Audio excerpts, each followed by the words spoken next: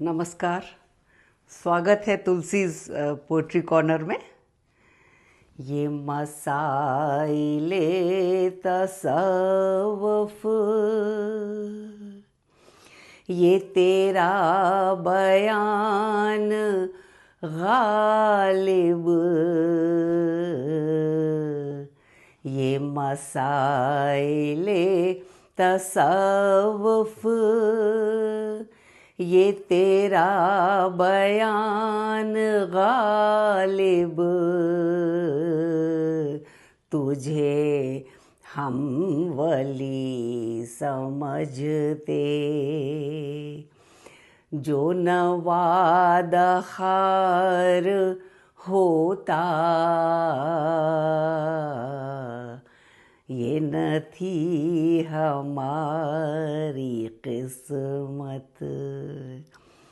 तो आज की जो कविता है, ये इसका शीर्षक दर्पण, और ये गालिब की दो पंक्तियां मैंने सुनाई, क्योंकि गालिब अपने बारे में ही कहते हैं कि तुम्हारा अध्यात्म का ज्ञान इतना अर्थपूर्ण है कि तुम बड़ी आसानी से एक वली, एक संत कहे जा सकते थे, परंतु जो तुम्हारी आदतें हैं, तो ये दुनिया तुम्हें उन्हीं आदतों से अब तुम्हारा अंदाज़ा लगाती है, तो तुम्हें संत नहीं मानती।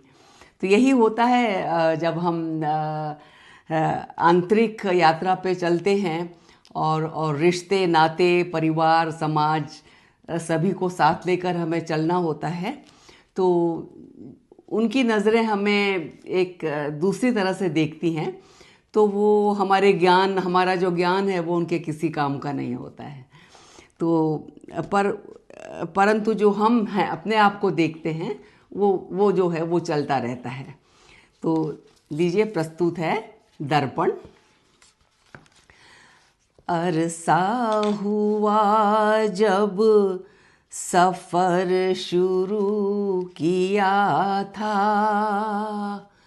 तुम तक पहुँचने का, परंतु मार्ग में अपनी ही तस्वीरों को देखती रुकती रही हूँ। स्पष्टीकरण में स्वयं के उलझती रही हूँ। एक नया पहलू लिए स्वरूप मेरा उभरता है समक्ष, तो होती हूँ स्तंभित अपने ही सरल परिचय से।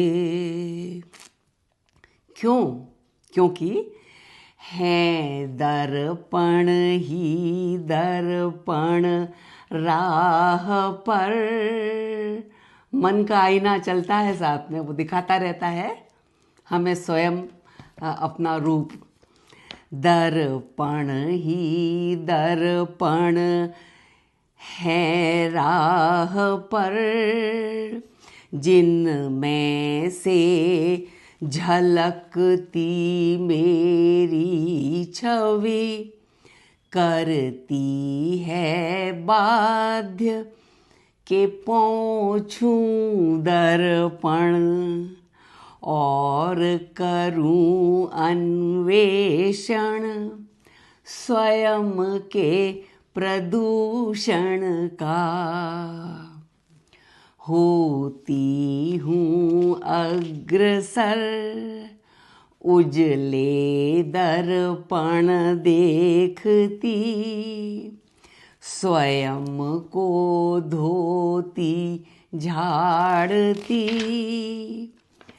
जी चाहता है न देखूं जी चाहता है न देखूं रुक रुक कर ये प्रतिरूप, और दौड़ी चली जाऊं यूं ही, परंतु रास्ता रोकते हैं प्रतिबिंब दिखाते दर्पण अनेक, परंतु रास्ता दे रोकते हैं प्रतिबिंब दिखाते दर्पण अनेक। धन्यवाद।